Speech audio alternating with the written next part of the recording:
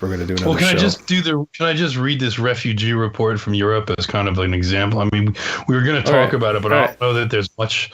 I don't know that there's much to talk about. So this kind of sums up what we were talking about: why this shit can't work. Why, if you think it can, if you think it can, you're just avoiding something that you're not quite ready to fucking deal with, right? Like, right. And it's because you're a coward, or maybe just because you're fucking stupid. You're Bill Mitchell and you're just dumb.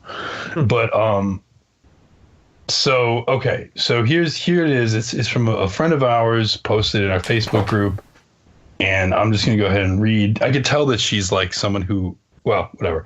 You could tell from the prose here that she probably learned English as a second language, but was proficient in it. So anyway, refugee report from Germany. I have visited a few different European cities over the past couple of weeks, all of which have had a scattered amount of noticeable immigrants. It was not until we visited friends in a mid-sized city in Germany that I was taken aback by the influx of Syrians and other kebabs disguised as Syrian refugees. I'd been in this exact city 3 years prior, so I have experienced this town pre-invasion. According to my friends, during the latter months of 2015, they began to see a rise of refugees through their once primarily white city. The population seemed to triple overnight. The Germans found themselves sitting next to these strangers on their daily commute in shopping centers and different public places throughout the city. Rightfully uneasy about foreigners, my friends began to ask questions about the invaders' identities, their living locations, and their intentions in their city. Confusion regarding their sudden appearance was warranted. Further investigation revealed that the government officials and social workers had coordinated overnight travel accommodations for the refugees to shield their arrival from the public eye.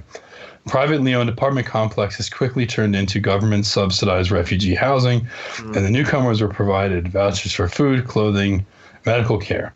Additionally, they were given stipends to spend as they please.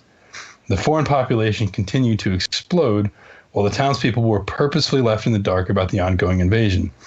Throughout 2016, as the Syrian population expanded, so did the amount of crime. The city experienced a rise in criminal activity ranging from public urination infractions to violent crimes, robberies, assault, etc. Of course, the local media censors information pertaining to the perpetrators' race and immigration status, so precise statistics can't be obtained. I immediately noticed the difference in demographics upon arrival. The train station was packed with groups of kebabs lazily hanging about. As I walked throughout the city, even during the daylight, packs of young Syrian men gathered on street corners to drink and dance the day away. Their partying continued into the night. The carefree lifestyle provided by the German taxpayers allows for endless amounts of free time and fun. My experience on New Year's Eve in this once quaint town inspired me to spread the word to people I know back in the U.S. The annual celebration traditionally involves everyone from the city gathering in the center square to set off fireworks. However, this New Year's Eve was much different.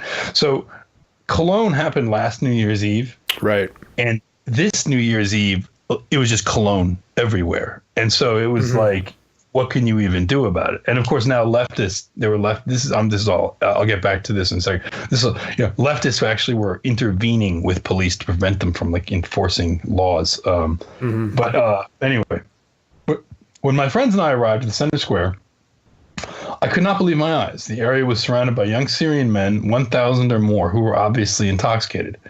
They were sitting on local monuments, breaking beer bottles by the churches, blasting their music from portable speakers, yelling at one another, and dancing about.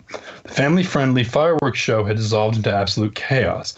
At one point in the night, the mob began to run in the opposite direction of the center square, causing immediate panic.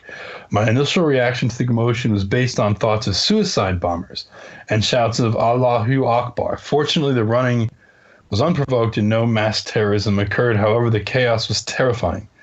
The most difficult part of this experience was witnessing the destruction of a once homogeneous, harmonious community. Women no longer feel safe walking in their own neighborhoods. Going to local pubs now consists of being eye-raped and perhaps actually raped by gangs of kebabs. The city has been destroyed. The streets are covered in trash and broken booze bottles. The invading population continues to expand with no end in sight. We hear about the refugee crisis at home.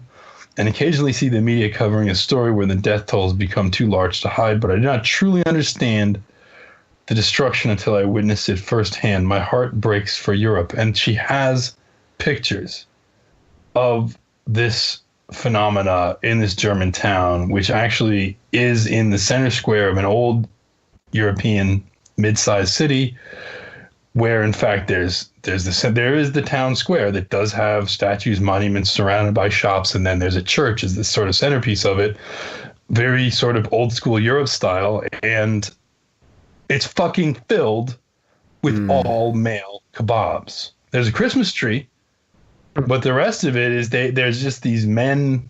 They're all men. They're all under the age of 30, if or right around that age, and they're in front of this old church, an old Gothic style church, and broken bottles, trash. It's fucking. It's rustling as fuck to look at these pictures. Maybe with her permission, we can share some of them. I mean, she already shared them, so maybe we just post them somewhere else and people can see how actually fucking. And this is not a big city. This is like an average town in Germany. This is probably maybe 30 to 40, 50,000 people town. And these cities were idyllic, 4 or 5 years ago. I mean, they did the expected outcome. It's just fucking stupid. Yeah.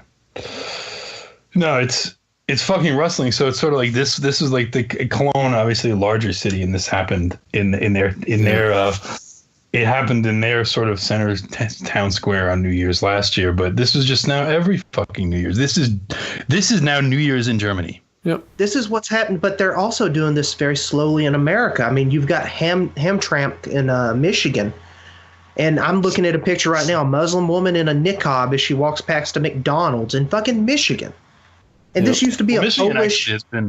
Michigan is where most. That's what they send most of them for whatever reason. They've been putting them there for several years. But yes, I mean, what's interesting is I am in New York City. I actually do not see on an average day, at least where I go. I do not see. I do not. Sorry. I actually don't see women in this Islamic fucking dress. Now, there's parts of Brooklyn you can go to. I see it up here. They take it all over, which is funny, right? Because I don't see it in Manhattan. Yeah. Now, like I said, you can go to parts of Brooklyn and see it, but it's like, I guess it's just like, I don't know, maybe it's the areas that I'm in, but I just don't, like, I'll go weeks and weeks without seeing a woman in a fucking hijab. It's just weird. And then, like you say, you'll see it in your town because they've like put some of them there. Yeah. And like this idea, I mean, this is where this shit leads. Like it goes from like, it's an idea and it becomes thought of as the moral. And this is why we have to undermine this moral premise, right? It becomes thought of as the moral norm.